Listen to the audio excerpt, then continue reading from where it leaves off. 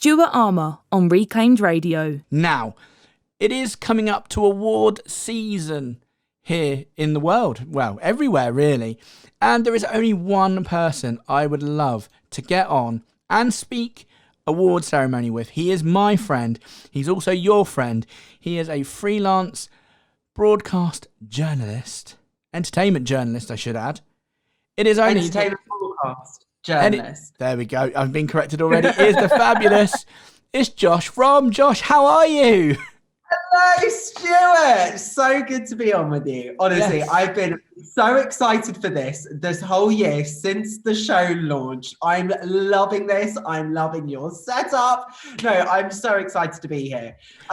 Exciting news, actually, to begin. Just not award season related, but Prince Harry and Meghan, the Duchess of Sussex, are expecting baby number 2. Yes. Now, I suspect that they're probably going to have the baby in America this time and not the UK. I should think so. Think so. I think it's going to be very interesting to see how the country's going to react to baby number 2, given what's gone on with the Sussexes over the past couple of years, I should say, not just this year, but all the previous years and all of their actions. I don't think the country's going to be celebrating quite so hard. And it's actually very interesting because me and another journalist from, I think, the Daily Star, Ed Gleave, a very well-respected TV critic, had a little bit of a discussion on Twitter. I'm not going to say a full-on debate, and I'm not going to say a complete disagreement either, because it's not. We both respected each other's work, and we were both debating very courteously as well, which doesn't often happen when it comes to royal debates. But and he was basically like, Meghan and Harry, they're still very popular in this country. Look at all the congratulatory tweets. And I was saying, yes, but that's just good news. And I think it's more of a reflection on the news cycle, because listen, baby news is always good news, whether you like the Sussexes or not. It's undeniably good news. And I think that even for example, I'm not a fan of the Sussexes, but yet I still tweeted they're pregnant and it's good news, so I think it's not a full reflection on their popularity, but rather the country's willingness to celebrate good news when it comes. But listen, everyone is, this is the world today, and I'm happy to just have a constructive debate, because you don't often get that these days. No, of course. And with that, I did hear that Prince Harry has come back to the UK. So do you think that he may have come back to the UK to kind of break the news to the family that, surprise, we've got a baby number 2 coming? Or, I mean, are they even in the country yet? I know that they are rumoured to be coming back. I'm not sure if Harry has come yet. I know he was coming back, but obviously that was due to other royal engagements. I know there have always been discussions about the Trooping of the Colour this year and the scaled back Trooping of the Colour, and obviously Prince Philip's 100th birthday as well. So I know there are other royal events in which Harry has been wanting to attend by himself. Obviously, the reasons become apparent why Meghan doesn't want to travel now that we know she's pregnant, and obviously with the added risk of coronavirus, obviously, I think that it's better to be safe than sorry. And I commend Meghan for her actions here in terms of what action she's taking by not traveling, actually. But I think that's the thing, Harry, it's not so much breaking the news. I think Harry's been wanting to come back for a while for family events. Listen, he might not want the royal life anymore, but at the same time, family's family, and he's known to still be close with his family. Him and Prince Charles are known to have a close relationship. And listen, damn, the book. Oh, wait, I was going to get Finding Freedom, but actually Finding Freedom, but it turns out my computer is actually on a stack of books, one of which is Finding Freedom. I read the book. Okay. And even in the book, who knows if they collaborated or not? I think they obviously did. But the fact of the matter is, even the book, it goes as far to say that Prince Harry and Prince Charles have a very, very close relationship. So that's the thing. I know Harry is obviously very close to his family, and good on him for that. So I think, I'm not sure if it's quite breaking the baby news, but I think obviously he's got a bond with his family away from, the trappings and dedications and the commitments and the schedules and the duty of royal life. Okay. So let's step aside from the royals for the moment, because we are here to talk about award season, of course. And it happens always around this time of the year. The nominations come in, and then we have the award ceremonies kind of, in about 2 months' time or so, or the kind of the last end of the awards at the end of the next couple of months. But what is the news? What are you hearing? What is the kind of go-to films that are coming up for the award ceremony? Because obviously we've been in a pandemic for a year almost, and we've not been able to go to the cinema. Except if you saw Tenet in the summer, obviously. Yeah, of course. Yeah. Of course. And obviously we've had loads of delays with like Ghostbusters kind of being put back. We've had, the James Bond that's been put back. So I mean, they say no time to die. Really, there is no time to die because there's no time for the film to be released. No. Apparently. So, and that's among many other films. I was really looking forward to Wes Anderson's new flick, The French Dispatch. Obviously, he's the director of Fantastic Mr. Fox. Who can forget The Grand Budapest Hotel, amongst many other films. Like he is an iconic film director, and he was reuniting with some of his old favorites, some of the gang in this new film, including Angelica Houston, Saoirse Ronan, Bill Murray. He was reuniting with some of his good, very, as it seems, a very Wes Anderson sort of style of picture. You had in the trailer, the geometric cinematography, the symmetric cinematography. You had the Brechtian style acting. You had the fast-paced music from Alexandre Desplat. You had all of those factors, and I was so ready to see that. Also, as well, Death and Denial, the new Agatha Christie pick with Kenneth Branagh as Hercule Poirot, which he's obviously directing. Another all-star cast, you have Armie Hammer, with all the controversies going on there. But you had Emma Mackey from Sex Education in her first kind of big starring film motion picture sort of role that I was so looking forward to seeing. Again, Searchlight and Disney kind of pulled it off their schedule. So, there have been so many films that are here that we can still look forward to. And listen, it's only February. Oscar nods haven't even come out yet. BAFTA nods haven't even come out yet. So there's still a lot of things to watch out for in terms of the rest of the year. So in regards to what we've been watching, so kind of, Tenet was a summer release in the cinema, but a lot of the films that kind of didn't make it to the cinema but maybe went to the small screen. For example, Mulan on Disney Plus, that was an early release. You paid £20 for an early release where you could watch it before Christmas time when it became available widespread to stream. Are we seeing a lot of those kind of straight to kind of streaming platform films now in the awards for this coming season? Well, I think first of all, it's important to say that Netflix have been constantly expanding their film roster, so to speak, and their film output into the world. And they've really been going for big pictures recently at the Oscars. I think last year they had 2 big nominees in Marriage Story and The Irishman. So it's very clear. The year before also they had Roma. So it's very clear that, Netflix are very much a player in terms of award season this year. Obviously, the pandemic has obviously caused a bigger interest in streaming services. Obviously, Disney Plus launched in the middle of the pandemic when, funny enough, on the day that lockdown was first introduced in the UK, Disney Plus launched in terms of can only be called brilliant timing. So yes, I think due to the nature of the fact that films are being delayed, we are seeing a closure of cinemas, or hopefully temporary, hopefully not permanently. Of course, Netflix were always going to have an upper hand in terms of award season this year, because obviously there haven't been that many films released at the beginning of the year after the Oscars in terms of award-worthy films.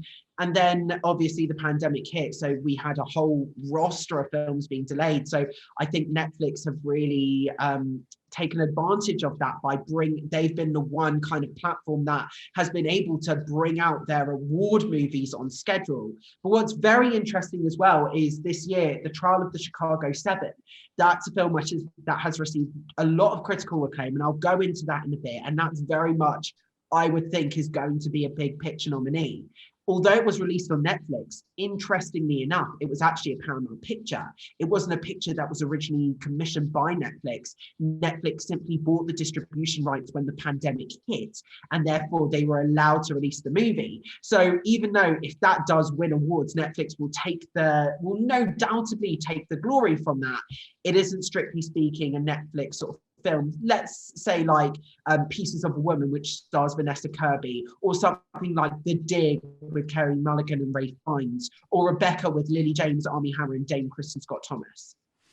Okay, so with the picture you just spoke about there, going from Paramount to Netflix, surely, okay, maybe not be a Netflix original, but it's surely a Netflix exclusive. It's probably the next best. I mean, obviously it is now, but the thing is, I think there is a difference between a Netflix original and a Netflix exclusive, because it's in terms of how the industry as a whole looks at these. Because obviously this year, extenuating circumstances have come into effect. And obviously when it comes to awards eligibility, you know, something had to give.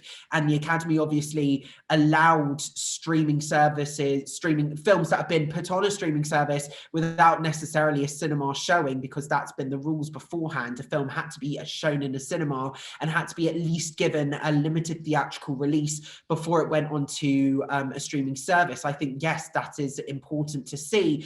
But I think, you know, the industry as a whole, you know, all the film festivals like Cannes, Berlin, Milan, you know, just all of the big film festivals, obviously not the London Film Festival, because London has been more than happy to welcome such diverse pictures into its film festival for a long time. But, you know, the old school film festivals like Berlin and Cannes, for example, Cannes especially has received a lot of criticism and a lot of press surrounding its treatment of Netflix.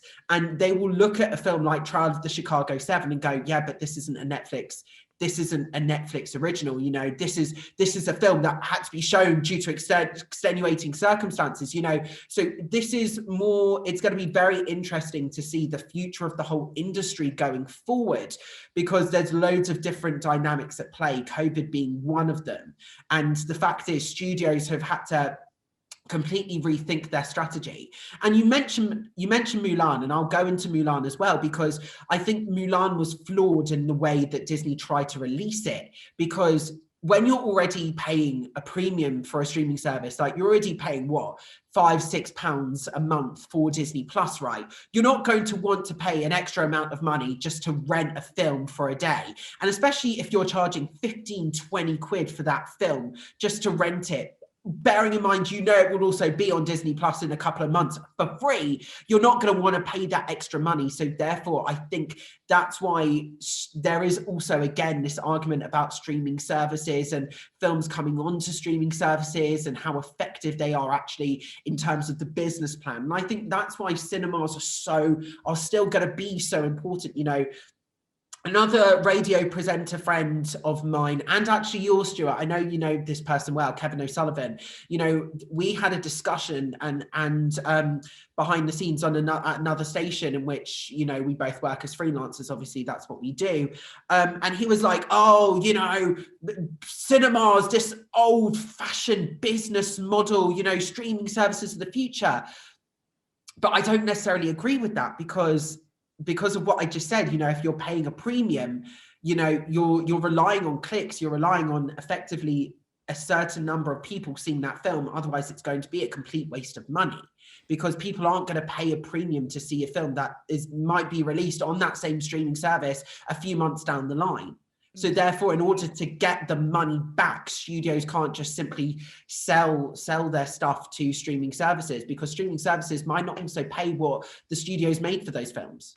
No, of course. And actually, a friend of yours and mine, Mr. Paul Ross, is a big advocate of the cinema. And he has always said that, you know, even though we can go, you know, we can watch these films and it's great kind of to watch them here and now, but you don't get that same experience as watching a great film on a huge, you know, cinematic surround sound screen. I don't think, I was going to say, it's not just the screen. I think it's the surround sound. Sitting in a dark room, being able to shut your phone off and completely switch off from the world. Like, yeah, you can try and recreate that at home, but it's just not the same. No. And whilst, I've been very lucky, the fact that I've had film content, new films to devour during lockdown, I completely agree with Paul Ross in that sentiment. There is no experience like it. And it is almost, especially in lockdown, I've treated it as a real kind of sacred experience. I'm dying to go back to the cinema. Oh, and me.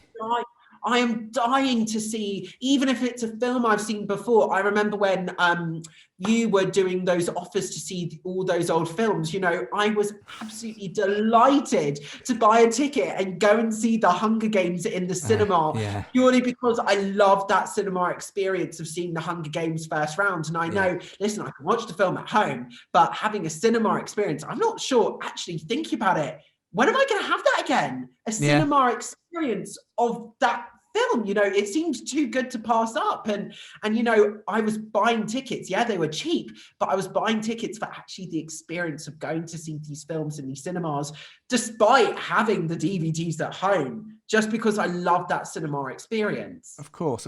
And there's no better experience than going to the cinema, buying overpriced popcorn, overpriced drinks, sitting there enjoying it in that world, in that immersing universe. I agree. I think £4 for a bottle of water is just too much, isn't it? Exactly. Right. But there is no, listen, I think there's no popcorn like cinema popcorn. Like, no packet popcorn has successfully recreated the texture and the flavor of cinema popcorn. I don't know why they just haven't. So I'm more than happy to go to the cinema, and I love it how they're like, oh, it's only 50p extra for a large. I mean, that's the funny thing, because they're already charging however like £7 for a small anyway. But it's like, 50p extra for just more popcorn. But that's fine. But that's the thing, you can't get cinema popcorn anywhere. Like, I just haven't been able to find it. No, right. We are getting pushed for time now, Josh. So let's talk about what can we expect at the award ceremony, and who are the big hitters so far announced. Right. Okay. Let's talk about actors and actresses first and foremost, because I'm really interested in this.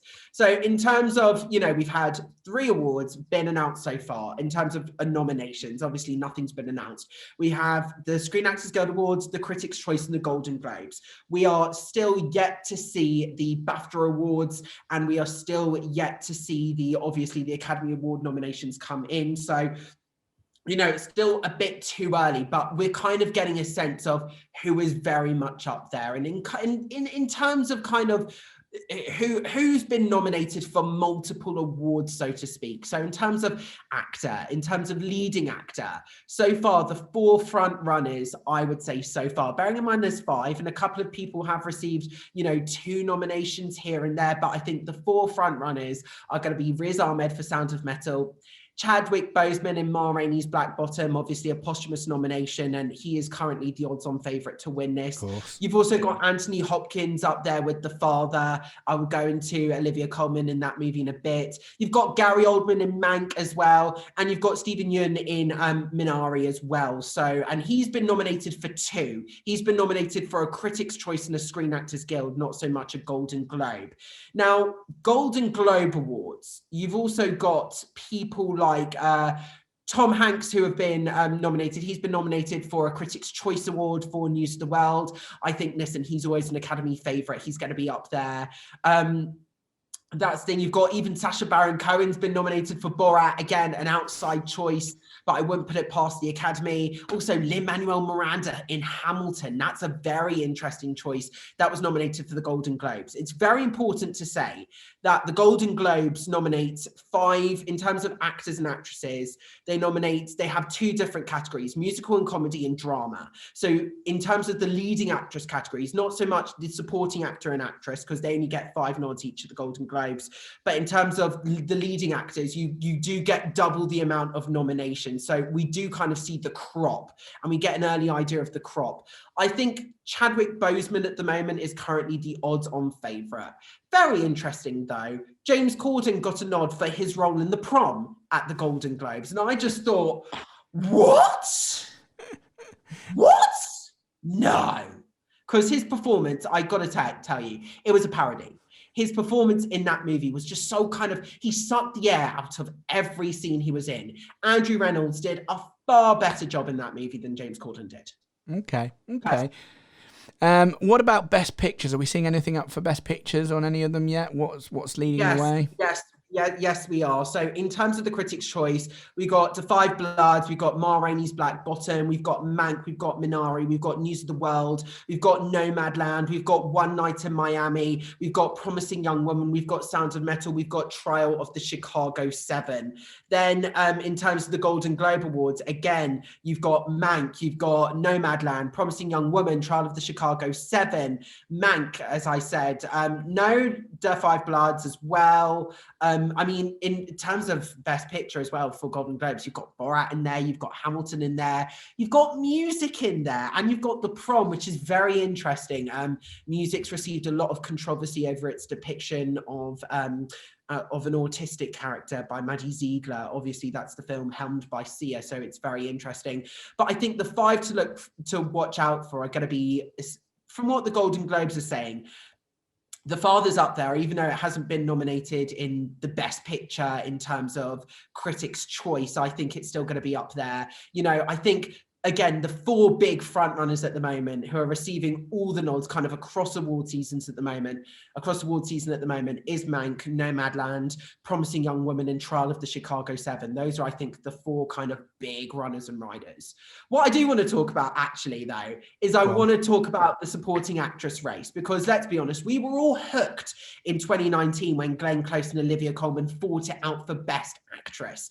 Yeah. Well, turns out they're at it again in the Best Supporting Actress category. We've got Glenn Close nominated for her role in Hillbilly Elegy, and then we've got Olivia Colman nominated for her role in The Father. So that's going to be very, very interesting. And then we've also got Amanda Seyfried for Mank. That's also a name that's coming up quite a lot as well. So that's the thing. We've got.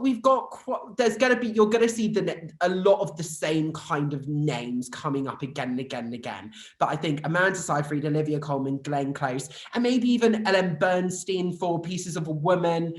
Same with Vanessa Kirby for Best Actress. That's going to be a name that you're going to see over and over and over again, as well as Frances McDormand for Nomadland, Carey Mulligan for Promising Young Woman, and also Viola Davis for Ma Rainey's Black Bottom. So, I mean, that's the thing. I think those are going to be the 5 films, I think, the ones that are to really watch out for. Ma Rainey's Black Bottom, Mank, Nomadland, Promising Young Woman, Trial of the Chicago 7. Some of them haven't even been released in this country yet. Okay, so there's a lot to think and ponder for. Josh, before I let you go, can I just ask, can we catch up kind of once all the nominations have been released for all of the award ceremonies, and maybe have a reflection at the end of the award ceremonies to say who's done what and who's done well? Duh, of course. Okay. More than happy. Amazing. There we go. Thank you so much there, Josh. That was Josh Rom, freelance entertainment broadcaster. You listen to Stuart Armour here, and we've got Aaron from Aaron Talks Films coming up, giving us 3 recommendations to watch on the TV while we've got nothing else to do. It's the man, the myth, and some might say, including me, the legend. This is the Stuart Armour Show on Reclaimed Radio.